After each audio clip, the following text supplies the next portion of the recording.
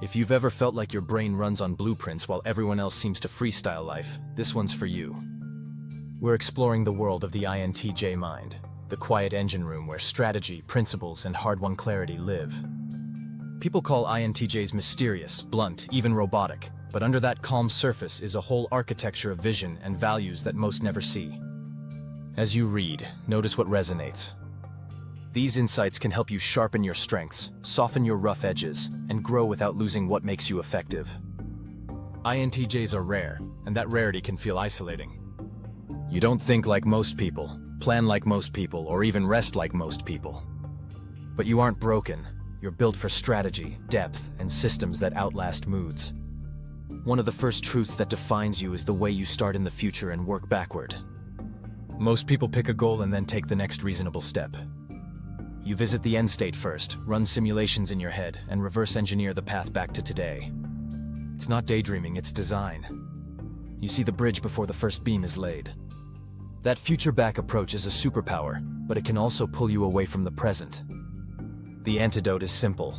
Translate the vision into tangible milestones you can touch this week, then keep one eye on the summit and one eye on the step you're taking now.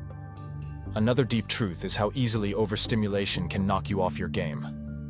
Crowded rooms, sudden noises, 10 conversations at once. Your brain treats that like a browser with 50 tabs open and autoplay on every video. You can analyze complex systems for hours, but a blaring TV while someone fires questions from the next room can't for your circuits. This isn't weakness. It's bandwidth management. Your attention runs deep, not wide. The best reset is controlled silence. Solo drives. A quiet walk. Dim lights, one task, one focus. Give your mind a clean runway and it will take off again. You also have a visceral reaction to wasted effort. Duplicate steps, unclear roles, meetings that should have been emails. Inefficiency makes your skin crawl. You don't want people to work harder. You want the system to work smarter. That's why you build templates, checklists, and dashboards. You create decision rules so the machine hums. To others, that can look rigid, but it's your way of protecting energy for the work that matters. The growth edge here is patience. Not everyone keeps pace. When frustration rises, channel it into coaching the process instead of policing people. When you teach the system, you multiply impact without burning bridges. There's also the myth of the cold strategist. People project robot onto you because you don't perform emotion in public. The truth is you care deeply, just privately. You weigh actions against a tight internal code of values, and you'll defend those principles and the people who've earned your trust. You don't broadcast feelings because they're personal, not performative. That restraint gets misread as apathy, but it's actually respect for the weight of your words. When you do speak from the heart, it lands with precision. Rare. Measured. Real. You love the moment a complex task becomes elegant and repeatable. That's the engineer's thrill, turning chaos into a clean system. But once the plane flies itself, restlessness creeps in. You built the process to free your mind, not to trap it. You start to tinker, optimize, or hand it off so you can move on to the next frontier. The challenge is knowing when done is done. Document it. Delegate it. Walk away. Closure isn't quitting. It's upgrading your mission. Authority doesn't impress you, competence does. If a leader knows their craft, you're a powerful ally. If they're winging it, you'll either fix the gap or quietly exit. You value clarity, skill, and accountability, and you respect anyone who demonstrates those traits, regardless of title. The hard part is delivering truth without detonating trust. Your directness is a gift, but it needs aim. Challenge ideas, not identities.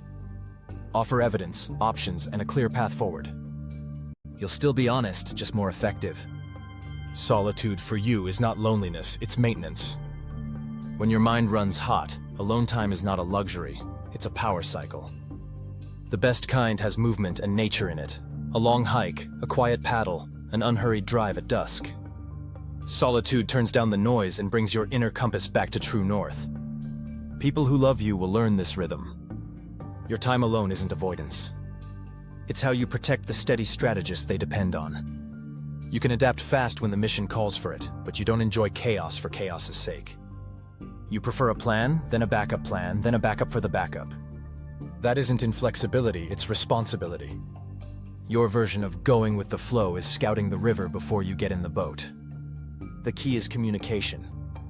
When others know you need even a simple outline, when, where, what, you can relax into the moment you prepared for.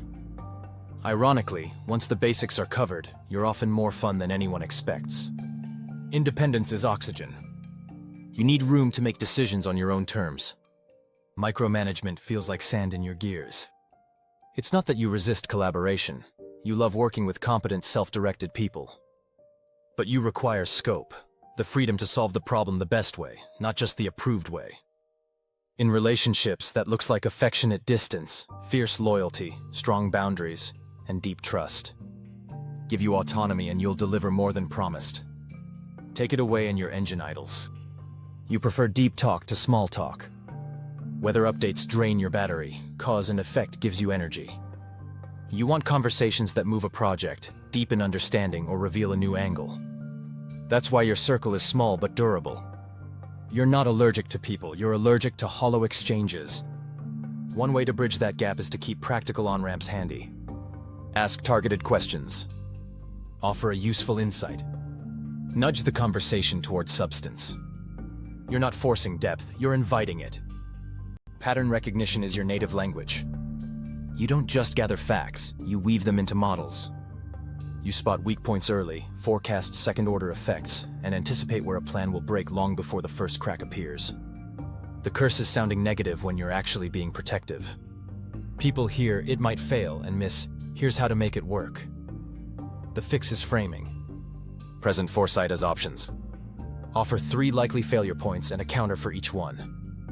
You're not killing the dream, you're saving it from predictable threats. On the outside, you look calm in chaos, measured voice, steady decisions, no drama. But when stress stacks up and your environment stays loud for too long, even you can snap. A sharp comment, an impulsive decision, an uncharacteristic edge. That's your red line signal. Too many inputs for too long. The recovery is straightforward. Shut the door. Cut the noise. Move your body. Finish one small controllable task.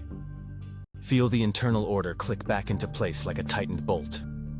Then return to high leverage, one clean step at a time. All of these truths matter, but they matter even more when you build routines around them. Design work backward from the future, but schedule regular checkpoints so the vision stays connected to present action. Protect your attention like capital, because silence, clean interfaces, and single tasking are not luxuries. They're how you produce your best work. Replace nagging with systems. Templates and checklists free your mind for higher level thinking. Translate blunt insight into choices people can use. Honest isn't the same as harsh, and when you pair clarity with options, others will follow your lead. Schedule solitude before you need it, because recovery is maintenance, not repair. And own your growth edges.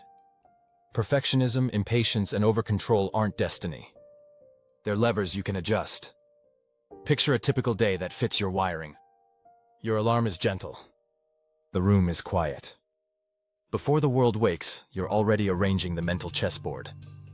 You review the week's outcomes, adjust 2 timelines, and archive a task you automated out of existence. Breakfast is simple on purpose. Fewer small decisions mean more space for the big ones. Someone invites you to a quick brainstorm. You ask for an agenda and a decision goal, because you're there to ship, not to vibe. In the meeting you listen, then reframe the problem into a clear question that unlocks the path. Heads nod as the room sees the structure. Midday brings noise, so you put on headphones and sprint for an hour, finishing a draft most would need a week to complete. Before you leave, you update documentation so the system runs without you tomorrow. Evening belongs to depth, a long walk, a book filled with margin notes, or a small project that fixes a persistent annoyance. You text a close friend to trade ideas, not chit-chat. You wind down by clearing physical space, powering down digital space, and lining up 3 priorities for tomorrow. Sleep comes easily because the day made sense. Along the way, expect to be misread. People will ask why you're so serious. You're focused. You'll laugh and play when the task allows it, but you won't fake lightness to soothe the room. They'll wonder why you question everything. Because truth beats tradition, and if something works, you'll adopt it. If it doesn't, you'll improve it. They'll ask why you don't open up more. Because vulnerability requires trust, and trust is earned through time and consistency. They'll say you're too direct. You believe clarity is kindness, especially when the stakes are high. None of these are flaws. They are choices, and when you explain the why, people understand your how much better. In love and friendship, you show up with intention. You're on time. You remember what matters. You make life easier with thoughtful systems. You may not gush, but your reliability is loud. The right partner will value competence, respect boundaries, and see your quiet gestures as promises kept. Your job is to narrate your inner world out loud. A short script goes a long way. Here's what I'm thinking, here's why it matters, and here's what I need. That little bit of transparency prevents 1,000 misunderstandings. In your career, you thrive where precision meets autonomy. Strategy, engineering, product, data, law, medicine, architecture, research, entrepreneurship. Any field that rewards outcomes over theater will fit. The quickest path to burnout is getting stuck in a low-leverage, high-noise environment. Build leverage by owning a domain, teaching the system, and measuring what actually matters. The best days end with something working better than it did that morning. Even with all this self-knowledge, there will be walls. You'll overcommit, overthink, and overcontrol. When that happens, your reboot plan stays boring on purpose. Stop the input. Move your body. Finish one small thing. Decide the single next action that makes the biggest difference. Boring creates stability, and stability is the launchpad for your next leap. In the end, you aren't the villain, the robot, or the aloof stereotype. You're an architect of outcomes, someone who sees what could be and quietly builds it. Your mind is a workshop. Your time is a resource. Your word is a contract. The world needs fewer loud opinions and more well-designed solutions, and that's your lane. If this resonates, save it, share it with someone who gets you, and drop the insight that hit the hardest. And if you're not an INTJ but you love one, tell us which part helped you understand them better.